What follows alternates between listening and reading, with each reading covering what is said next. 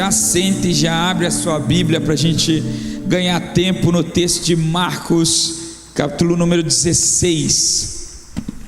Marcos 16, versículo 14. Nós vamos ler juntos esses versículos. Nós estamos no mês de abril, e aqui em abril, nesse ano, nós estamos falando sobre sobrenatural, e nesse mês especificamente falando sobre sinais, prodígios e milagres, ou sinais, maravilhas e milagres.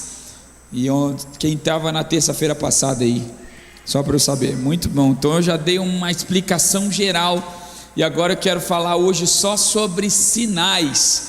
O que são esses sinais, o que eles fazem na nossa vida. Marcos 16 vai dar a dica para a gente aqui. Marcos 16, 14 diz assim: mais tarde, enquanto os 11 discípulos comiam, Jesus lhes apareceu. Ele os repreendeu por sua incredulidade obstinada, pois recusaram a crer naqueles que o tinham visto depois da sua ressurreição. Jesus lhe disse: vão ao mundo inteiro e anunciem as boas novas a todos. Quem crer e for batizado será salvo, mas quem se recusar a crer será condenado. Os seguintes sinais acompanharão aqueles que crerem: em meu nome expulsarão demônios, falarão em novas línguas, pegarão em serpentes sem correr perigo, se beberem algo venenoso não lhes fará mal, e colocarão as mãos sobre os enfermos e eles serão curados. Até aqui, vamos orar, feche seus olhos. Obrigado, Senhor, por essa noite, pelo privilégio que nós temos de estar na sua casa. Obrigado por cada irmão, cada irmã que se dedicou nessa noite a vir aqui adorar o Senhor conosco presencialmente. E nós oramos agora para que o Teu Espírito tenha liberdade, como acabamos de cantar, e para que sinais, maravilhas e milagres aconteçam no meio de nós, mais uma vez, nessa noite, em nome de Jesus, amém. Vou dar uma lembrada para você que talvez não estava aqui com a gente na terça-feira passada, mas existem 3 palavrinhas no Novo Testamento que elas são usadas pelos evangelistas e pelos apóstolos para explicar a obra sobrenatural que acontecia ou por Jesus Cristo ou pelos apóstolos. A primeira palavra é sinal, é essa que eu vou falar hoje. A segunda palavra é maravilha, uma ação sobrenatural da parte de Deus que muda a ordem natural das coisas. Então, quando alguma coisa, citei um milagre, né? Uma maravilha, uma irmã lá da nossa igreja, que ela precisava de um documento que não achava em lugar nenhum, e Deus providenciou o documento, colocou no sofá dela enquanto ela dormia. Ninguém entrou na casa dela, ninguém poderia entrar, porque ela mora em Curitiba e o documento era lá de Rondônia, de uma cidade pequenininha chamada Ariquemes. De um dia para o outro o documento apareceu. Isso é uma maravilha, é uma coisa que não tem explicação, né? O pastor Davi compartilhou, acho que aqui domingo, salvo engano, eu peguei um pedacinho da mensagem, que ele orou por uma pessoa e a perna dela cresceu. Não foi isso, pastor Davi? Não foi, não? Não foi você? Foi o bispo Rames. Ah, tá, que foi um final de semana bem tranquilo. Então eu posso estar confundindo mesmo. Então foi o bispo Rames, e ele falou que a pessoa ficava pulando, né? Ainda bem que vocês prestaram atenção. Isso é uma maravilha. É alguém que é uma coisa que não tem explicação.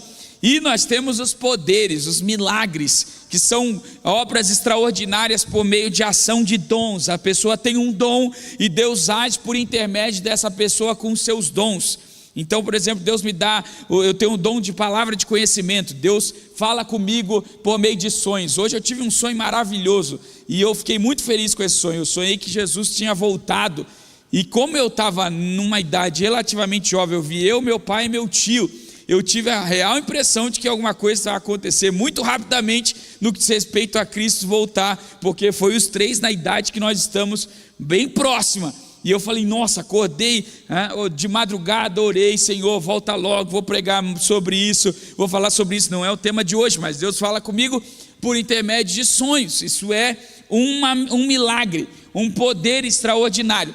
Mas a palavrinha, eu vou falar sobre esses dois nas próximas terças-feiras, mas a palavrinha que eu quero chamar a sua atenção hoje é a palavra sinais, que está aqui no texto que nós lemos, e que é uma palavra que vai indicar um milagre pedagógico de Jesus.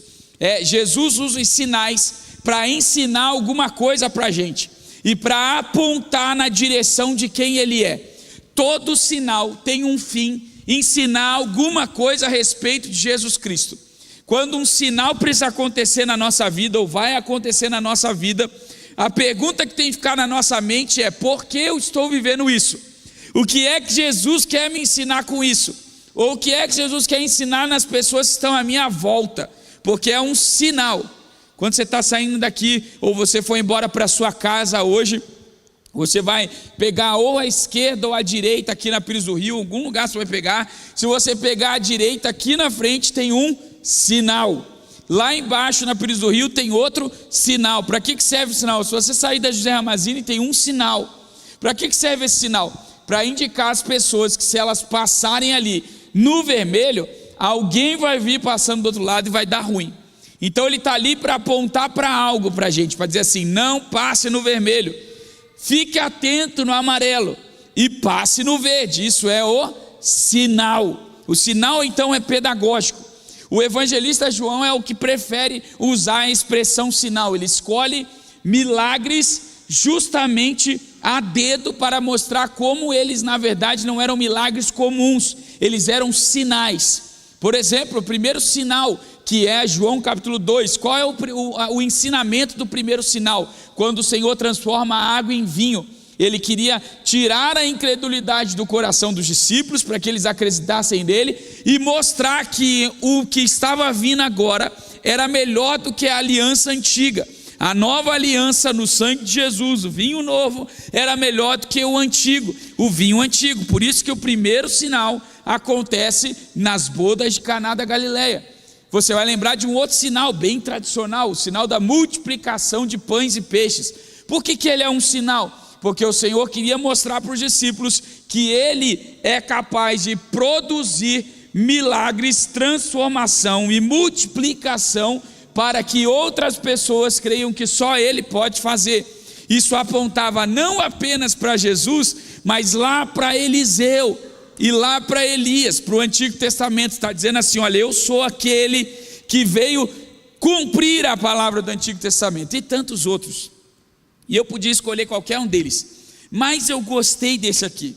Eu gosto desse texto, porque esse é o texto que Jesus está falando com os discípulos como a gente. Ele está falando com a gente. E eu não comecei do meio, do final, onde é a palavrinha sinais, aparece um pouquinho antes, justamente para te mostrar o que é que Jesus estava querendo ensinar para a gente a partir desse texto. Olha como o texto começa. O texto começa dizendo assim, versículo 14: mais tarde, enquanto os 11 discípulos comiam, Jesus lhes apareceu. E olha a sequência do texto: ele os repreendeu por sua incredulidade obstinada, pois se recusaram a crer naqueles que tinham visto depois da sua ressurreição. Olha quantos fatores aqui que deveriam chamar nossa atenção.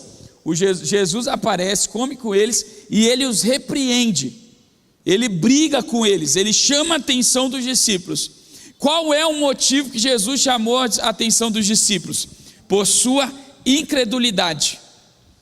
Incredulidade é o que? A incapacidade de crer, ou a decisão por não crer. Os discípulos não criam, eles eram incrédulos. Já pensou? Estou falando de 12 homens, aqui no caso agora 11, que eles viram Jesus fazer coisas extraordinárias. Eles andaram 3 anos e meio com Jesus, vendo milagres que talvez em toda a nossa vida a gente não vai ver. Alguns talvez vejam, se nasceram na igreja vão ver, mas outros que talvez chegaram depois não vejam tantos milagres como os discípulos viram. E Jesus está falando com esses homens que viram milagres extraordinários, estavam ou eram incrédulos. Isso já me ensina uma lição preciosa. Eu posso ter 232 anos de igreja que eu ainda posso ser incrédulo, que eu ainda posso em algum momento na minha caminhada perder a capacidade de crer. Então fala para quem está do seu lado: não seja um incrédulo hoje. E qual é a pior incredulidade? É a incredulidade obstinada. O que é obstinação? É a recorrência, é a teimosia.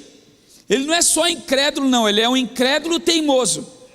É o Tomé, que está todo mundo falando e fala, só acredito vendo, só se me mostrar ao lado. E é capaz de ainda mostrar, ainda desacreditar. Eu cito aqui, tenho citado ao longo desse mês e meio, vários milagres extraordinários, sinais que o Senhor fez ao longo da minha caminhada. O obstinado é aquele que ouviu 1, 2, 3, 4, ouviu de gente aqui da igreja, e ele ainda está falando assim, duvido, isso é fake news, isso é o pastor porque ele tem um microfone, vem a Patrícia aqui, conta, e ele fala assim, não acredito. Eu aponto para a pessoa no culto que o milagre aconteceu, ele fala, não creio. Porque a gente às vezes é teimoso, não é assim? Ou é só eu que sou teimoso de vez em quando com algumas coisas? A gente às vezes é teimoso só pelo simples fato de não ser do jeito que a gente acredita. A gente acha que tem que ser do nosso jeito, a gente fica teimoso, fica aquela mula parada, né? Vocês não, mas eu faço isso direto, certo? Então é uma incredulidade obstinada. Então não seja teimoso. Não continue naquilo que Deus já falou para você assim, olha, sai desse lugar, aumenta a sua fé. E mais do que isso, eles não apenas eram incrédulos, obstinados, como eles se recusaram. Olha quantas palavras negativas: incredulidade, obstinação e recusa. O que é recusar? É você oferecer algo e falar, não quero. Eles não queriam, não era apenas a incredulidade obstinada, era uma recusa. Então às vezes Deus quer fazer, mas a gente fala assim, não quero. E a gente não quem é que é o besta que fala assim, não quero? Claro que não, né, gente?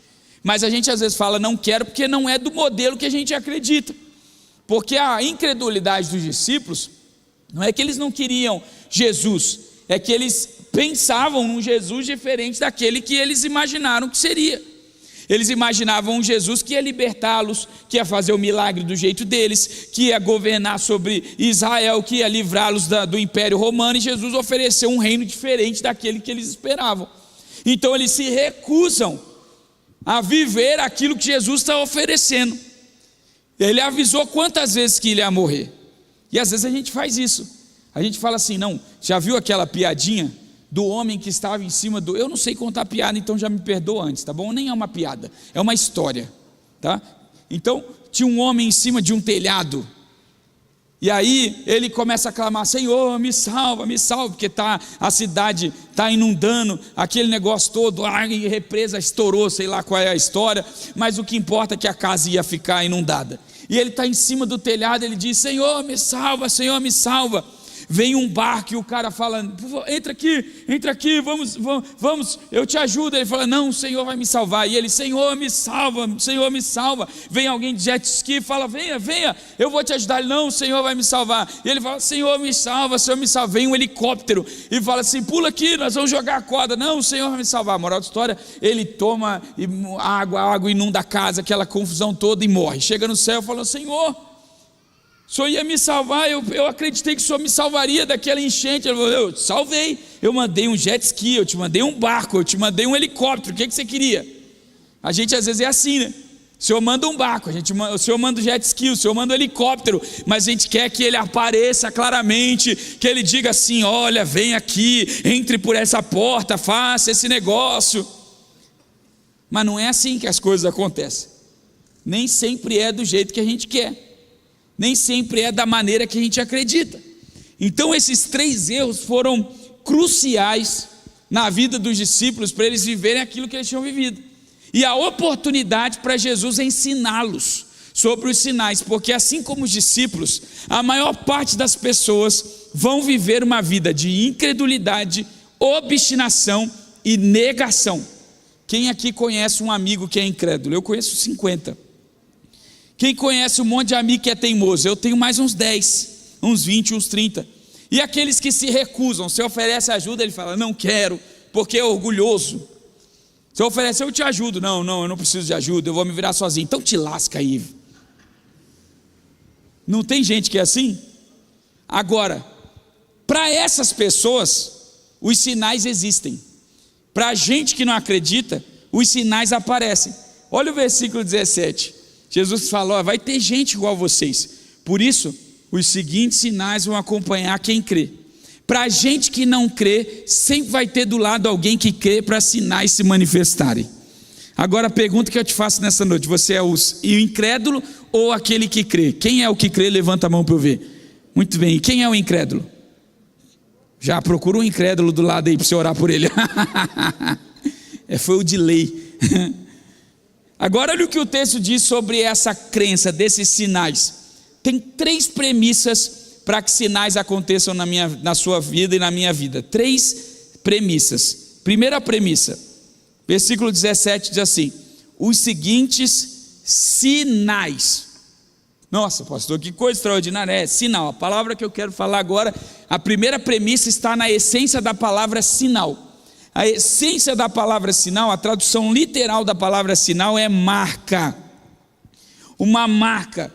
Eu, por exemplo, eu tenho um sinal de nascença aqui no meu pulso. Está vendo aqui?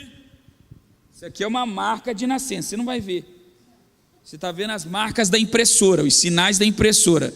Mas esses não são de nascença, são da impressora que eu fui encher de tinta hoje. Agora aqui tem uma marca de nascença. Isso é um sinal, né? Quem é que tem um sinal de nascença aí?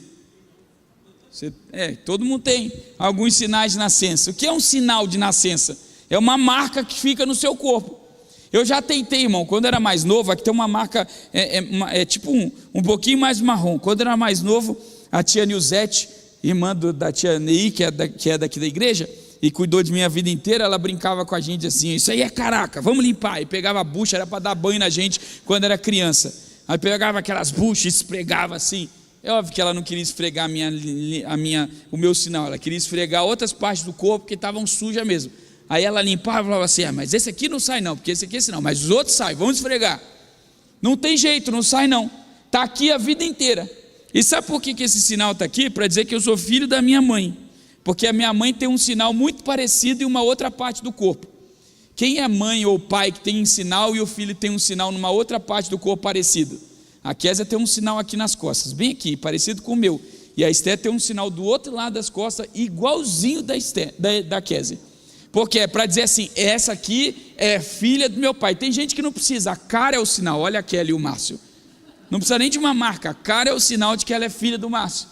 Mas a marca serve para dizer que tem alguma coisa aqui. Isso significa algo. O sinal serve para isso. Sabe para que existem sinais na nossa vida? Para marcar a nossa vida com o poder de Deus. Sabe que existem circunstâncias na sua e na minha vida que Deus permite acontecer para que a gente tenha uma marca de que Deus está agindo na nossa vida. Sabe que tem problemas que você enfrenta, que Deus permite você enfrentar, para que Ele desça do céu, age em seu favor e Ele deixe uma marca ali, para que todos saibam que quem fez isso na sua vida foi Deus. Aconteceu comigo. Eu fui marcado muito cedo. Eu tenho uma marca do Espírito Santo na minha vida. O apóstolo Paulo, ele fala assim: trago no corpo, Gálatas, as marcas de Cristo Jesus. Ele sofreu tanto, ele apanhou tanto nas costas, que ele andava até um pouquinho encurvado assim, porque a cicatrização não era igual hoje, e não tinha os elementos que nós temos hoje. Então cicatrizava naturalmente. Quando você tem uma dor, para cicatrizar você arruma um jeitinho. E ele ficou com esse jeitinho, são marcas. Por onde ele andava, todo mundo sabia: lá vai alguém que apanhou por Jesus, lá vai alguém que sofreu por Jesus. Agora imagina qual é o teu problema. Eu não sei qual é o teu problema. Você precisa fazer com que as pessoas saibam do seu problema, para que quando Jesus marque a sua vida, todos também vejam que Ele fez algo em seu favor. O sinal é isso. O sinal é uma marca, são marcas do poder. Ele distingue quem é marcado pelo Espírito de quem não é marcado pelo Espírito. Pergunta para quem está do seu lado aí: qual é a marca do Espírito na sua vida? Segunda palavrinha, o texto diz que esses sinais acompanharão. Está vendo a palavra acompanhar ali? A palavra acompanhar é a palavra paracleto. Se você tem meio dia de igreja, você sabe que a gente fala de uma pessoa que ele é o Paracleto. Quem é o Paracleto? O Espírito Santo. Então olha o que Jesus está dizendo aqui. Da mesma maneira que o Espírito Santo é um companheiro que anda com a gente todo dia, o sinal é um companheiro que anda com a gente todo dia. A palavra Paracleto, ela significa sigo de perto. Então o sinal está andando, você está andando e o sinal está seguindo você de perto. Você está andando e o sinal está seguindo você de perto. Você está andando e o sinal está seguindo você de perto. Então significa que sinais são companheiros do poder de Deus na nossa vida. São companheiros das marcas de Deus na nossa vida. Quem tem o Espírito Santo, quem acredita no sobrenatural, quem crê no Senhor, vai ter um companheiro diário. O nome dele é sinal. Não dá para ser crente e não ter sinal na vida. Não dá para a gente vir na igreja e não experimentar nenhum sinal, porque ele acompanha, isso faz parte. Poder não anda sozinho. O sobrenatural não anda sozinho. O sobrenatural anda com um sinal. Sabe que esse talvez seja um dos grandes problemas da gente hoje, evangélicos, é porque a maior parte das pessoas conhece bem a Bíblia, sabe um monte de coisa, vai na igreja, mas não tem sinais que o acompanham. Não tem o sobrenatural que anda com ele. Ele não tem como falar assim: puxa, eu estou com o sobrenatural. Aí vem um problema, medo. Vem uma luta, aflição. Recebe uma notícia ruim, desespero. Pega um diagnóstico, está tudo perdido. Por quê? Porque ele não tem um sinal acompanhando. Porque quando você tem um sinal te acompanhando, na mesma medida que o problema aparece, do lado de você tem quem? Sinal do seu lado, te acompanhando. Então você percebe que não é mais um problema, não é mais uma luta, não é mais uma tribulação, mas é uma oportunidade desse sinal que está do seu lado se manifestar na sua vida. Glória a Deus. Então sinais são companheiros. Fala para alguém: o sinal é um companheiro. E tem uma terceira palavrinha. Eu falei três palavras que são a manifestação de alguém que não crê, da incredulidade. Incredulidade, obstinada, negação. Incredulidade, obstinação e negação. 3 palavrinhas agora daqueles que creem: marca, companhia e terceira palavrinha: acompanharão aqueles que creem. Terceira palavrinha é confiança. Marca, companhia e confiança. Sabe o que a palavra crer significa? Significa que a tradução literal da palavra crer é pensar que é verdade. Uma outra tradução, que é a que eu gostei, que eu estou trazendo para você hoje: depositar confiança em. Então é como, o que é o depósito? Você pega o seu dinheiro, você vai lá no banco, num caixa eletrônico ou na boca do caixa, e você deposita o dinheiro. Você tem confiança de que aquele dinheiro vai entrar na sua conta. Hoje é mole. Você está no caixa eletrônico, eu deposito no caixa eletrônico, na hora eu já confiro o extrato online. Já fico com o celular aberto olhando se o dinheiro entrou.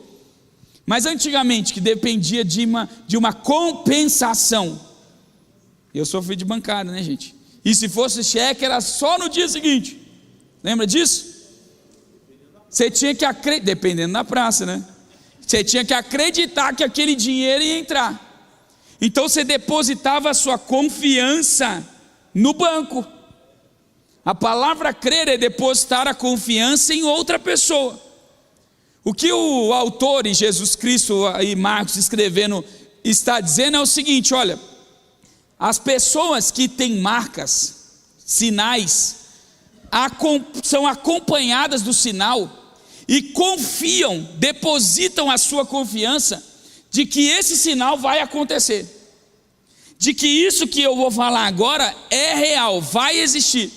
Então não é que quem vive uma vida sobrenatural, ele tem dúvida. Pelo contrário, ele deposita a sua confiança plenamente naquele sinal, no sobrenatural.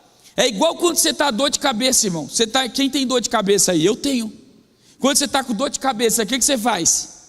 Você vai lá na sua caixinha de remédio, pega um paracetamol, se você sou eu, porque eu sou alérgico a dipirona, né, a Novalgina, então você pega um paracetamol e você toma paracetamol, pum, e você confia que ele vai fazer o efeito, a tua dor de cabeça vai passar. Você viu como é simples confiar em alguma coisa? Quem garante que o remédio vai te passar a dor de cabeça? Quem já tomou remédio de dor de cabeça e a dor de cabeça não passou? Opa, eu tomei um monte. Quem já tomou um remédio de dor e não passou? Opa, já tomei um monte. Mas a gente confia que vai dar certo, né?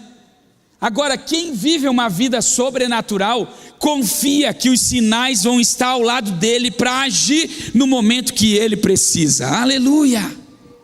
É a confiança que o sinal vai agir. Eu não vivo uma vida aleatória. Eu não vivo uma vida natural. Você não deve viver uma vida natural. Você deve viver uma vida que confia que no momento da sua aflição, o sinal vai estar ao seu lado para te marcar com o poder de Deus. Amém? Fala para quem está do seu lado, confia. Então vamos lembrar quais são as 3 palavrinhas do sinal. Primeira palavrinha, marca, fala comigo, marca. Segunda palavrinha, companhia. Repete comigo, companhia. Terceira palavrinha, confiança. Marca, companhia e confiança. Fala as 3 agora. Marca, companhia e confiança. Fala para alguém do seu lado, marca, companhia e confiança. Agora vamos, só tirar aqui que agora esquenta. Começa frio e termina quente. Obrigado. Então agora vamos falar de maneira bem simples o que Jesus está falando aqui, traduzindo em palavras, que a gente está tão acostumado a ler a Bíblia e ver o texto, que a gente às vezes não consegue aplicar o texto para a nossa vida, e essa aqui é a beleza do texto. Jesus está falando assim: ô incrédulos, vocês que estavam ao meu lado durante 3 anos e meio, para vocês que eu disse assim em João 14, eu vou deixar vocês, mas deixarei o outro Consolador, o Paracleto, a minha companhia. Vocês não estarão sozinhos, Ele estará com vocês todos os dias. Todas essas coisas Jesus falou antes dele subir ao céu e antes dele morrer. E agora, em 3 dias, vocês abandonaram tudo isso, pararam de crer em tudo que eu falei.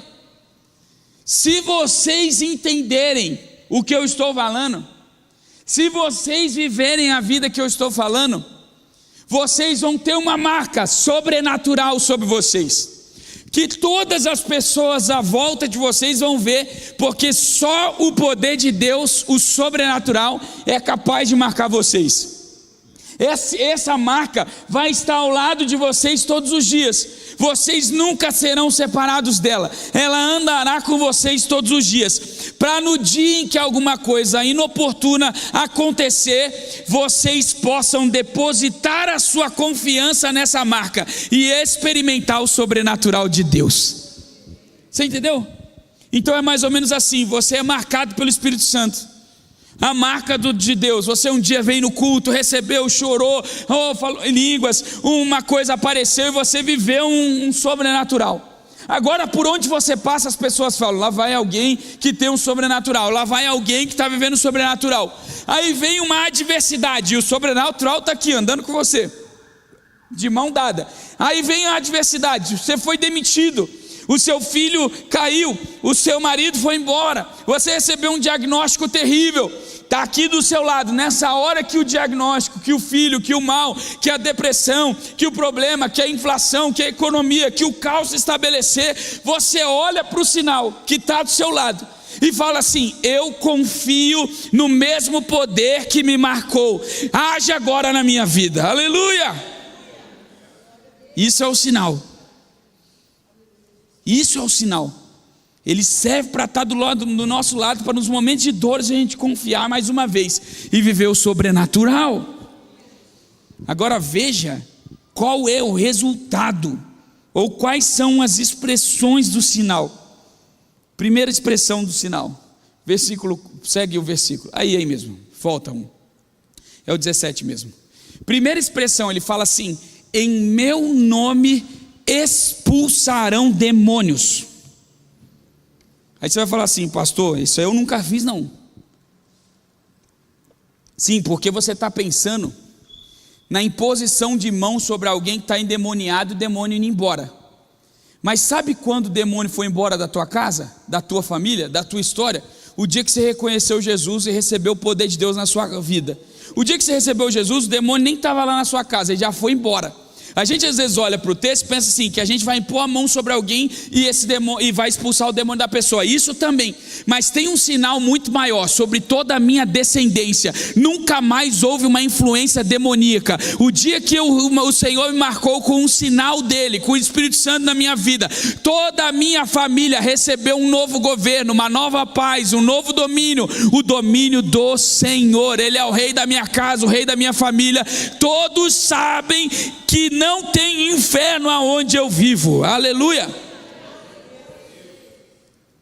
Então sabe aquele negócio? Tem gente que esse é o maior testemunho que possa existir. A pessoa, eu faço visitas, às vezes eu vou em alguns lugares com alguns crentes novinhos, né? Os neófitos, ele chega assim: nossa pastor, você não sentiu uma pressão naquele lugar? Eu não. Os demônios é que sentiram pressão quando eu cheguei lá. Eu nunca senti pressão em lugar nenhum, irmão. É o demônio que sente pressão quando eu chego lá. Eu ia buscar o pessoal, né? A Anícia até lembrou isso aí esses dias, né? Ia buscar o pessoal lá nas biqueiras. Entrava na biqueira, entrava no lugar onde estava o traficante. Ia buscar, tirar os meninos de lá de dentro.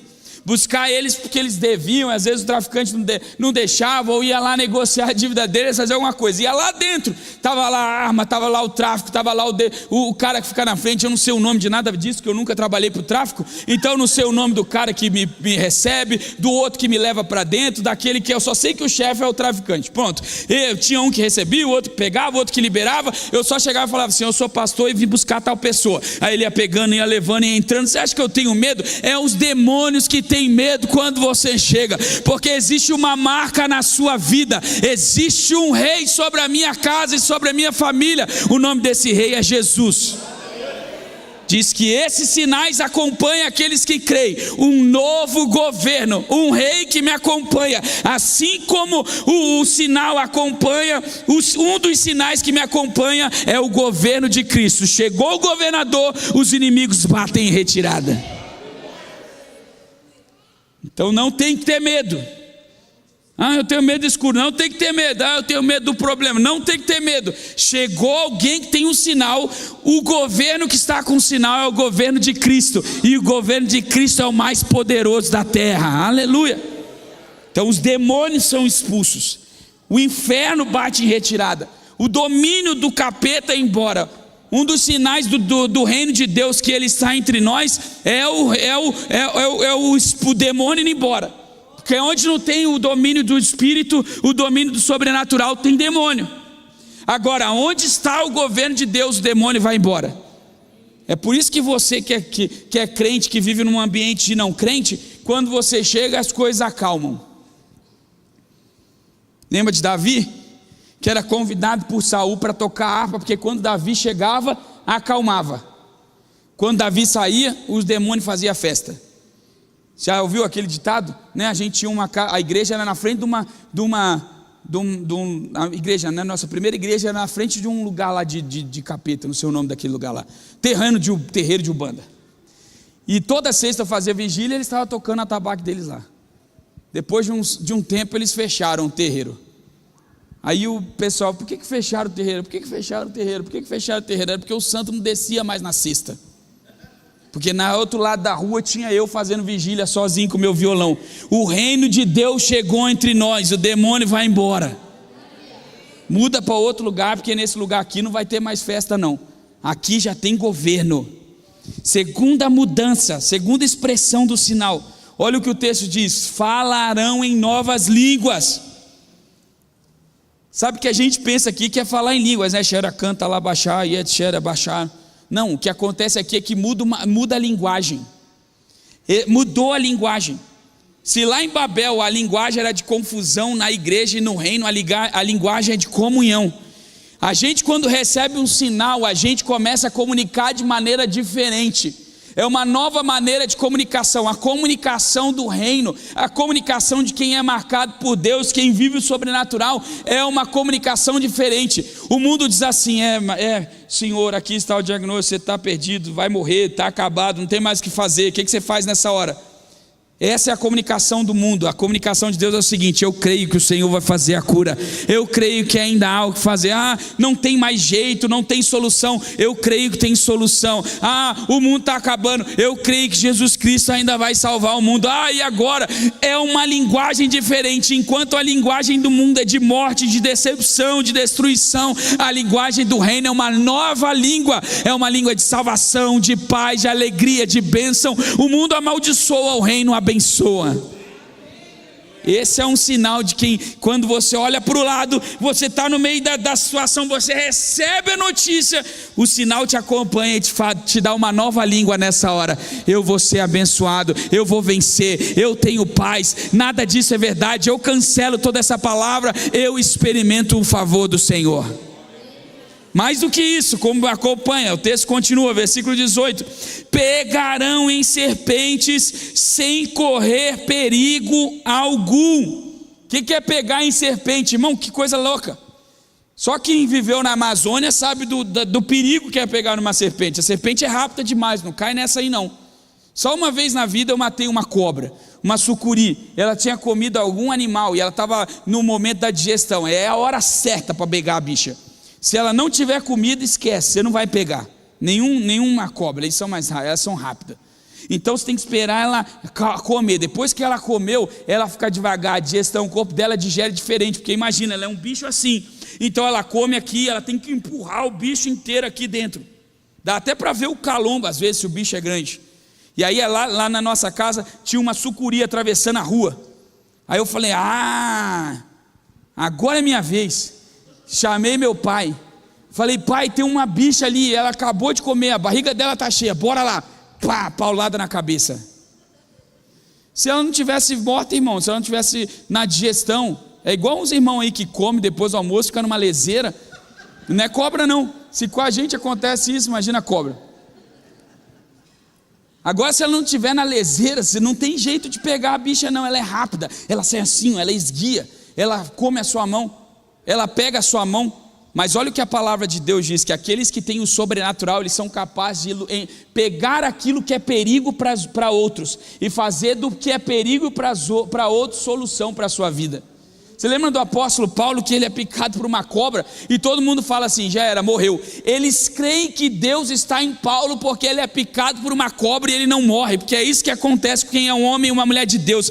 Ele pode até pegar naquilo que para outros é problema. Isso mostra a autoridade do Senhor. Deus te coloca em lugares que para algumas pessoas é problema, é morte, é serpente, é causa, é destruição. Mas quando você chegar, porque você tem o sobrenatural para a sua vida, vai ser um lugar de bênção.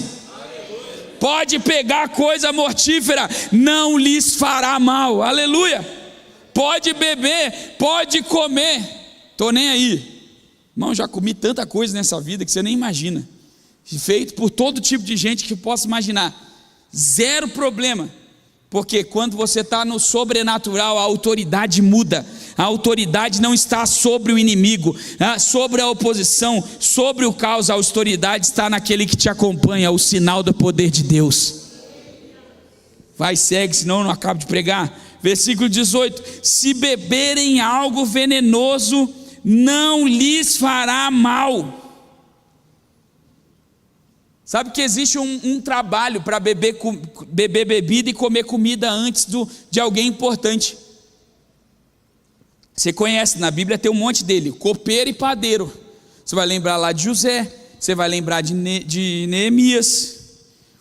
Copeiro é um cargo importante, e padeiro, porque eles dão comida, eles comem a comida antes do rei. Porque se a comida estiver envenenada, morre o copeiro e o padeiro, e não o rei. Então o maître, aquele que cuida da comida, tem que provar antes. Só que no reino não tem mais comida, não tem ninguém. Você acha que eu estou aí na missão e tem alguém? Prova aí a comida antes de mim. Você come aí, se você morreu, eu como, eu não como. Não é assim. Eu tenho que comer, confiando no Senhor, confiando que aquilo que um dia é veneno, para mim vai se tornar bênção. confiando naquele que venceu a morte e ressuscitou, Jesus Cristo. Porque no reino você pode até morrer, mas se Jesus quiser e se você tiver o sinal, você vai ressuscitar naquilo que para os outros é morte. Lembra do veneno na panela de Eliseu? Tem veneno na panela, põe um pouquinho mais de farinha aí, já resolve esse negócio. Irmão, que veneno é esse que é resolvido com farinha? Se fosse assim, baiano não morria de nada. Come farinha o dia inteiro.